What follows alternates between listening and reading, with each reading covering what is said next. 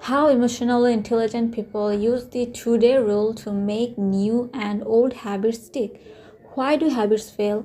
Often because they're too strict and because falling short is demoralizing. For years, I didn't wear a seatbelt, no reason why not, just didn't. Then one day our daughters came home and told me their teachers said them if they wanted to keep their parents safe, they should always remind them to wear their seatbelts. So I started wearing a seatbelt. It's kinda hard to tell your kids what's good for them if you aren't willing to take their advice. Decades later, it feels weird, actually uncomfortable, and I'm hardly Mr. Safety to not be buckled up. That's the thing about habits.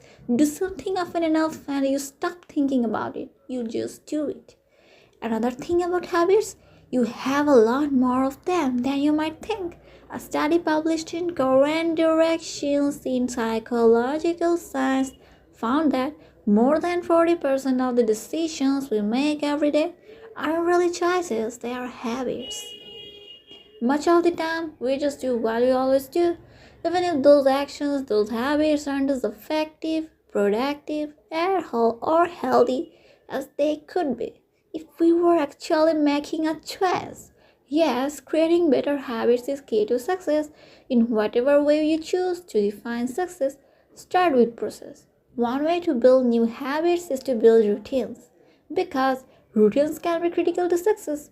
Say, you are trying to boost sales and want to make 5 cold calls every day.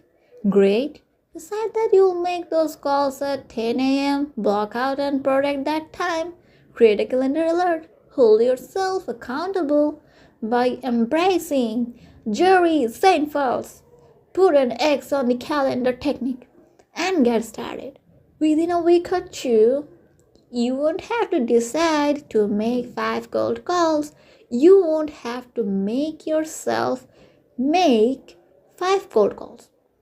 You'll just make them because that's what you do. Breaking a goal down into daily activities and then consistently performing those activities day in and day out. That's how successful people accomplish huge goals. But what happens when you fall off the routine again, wagon, and when the process fails? Eventually, though, something will disrupt your carefully crafted routine. You have to drop everything to make customer ship date.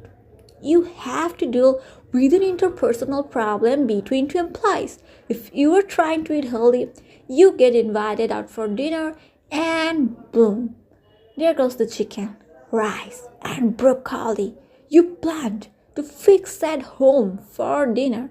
Then it's really hard to get back on the process and habit wagon. Habits are really hard to form and really easy to break. One day becomes two, then three. That's when emotions start to work against you, not for you. Restarting seems really hard. It's much easier to plan to restart than to just restart. You start thinking, I'll get going again tomorrow. And suddenly, a week or two has passed, and your routine, your habit, has disappeared. Not only are you not doing whatever you wanted to do, but you also feel bad about yourself for not doing it, which makes it much harder to find the motivation to establish that habit or routine. Embrace the 2-day rule. That's where YouTuber Matt D. Avela's 2-day rule comes in. The premise is simple. Never let 2 days pass without acting towards your goal.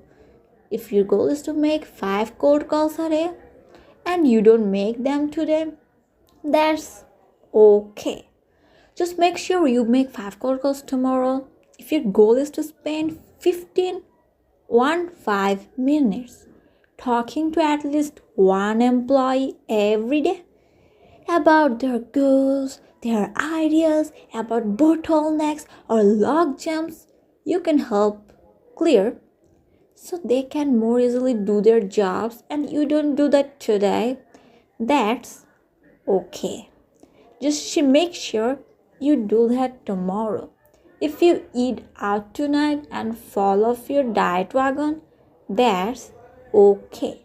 Just make sure you get back on it tomorrow. That's also true if your routine is so restrictive that success actually feels like failure. If you plan to make your cold calls at 10 a.m. and couldn't get to them until 2 p.m., that's okay.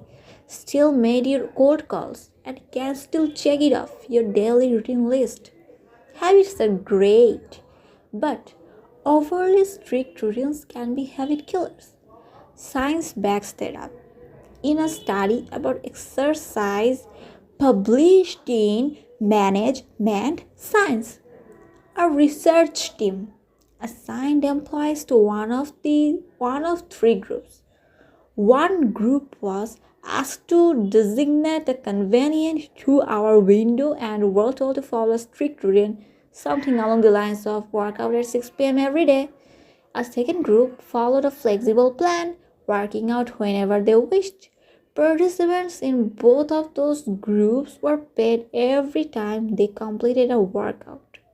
The third group, the control group, was simply encouraged to work out more. No routine, no plan, and no pay.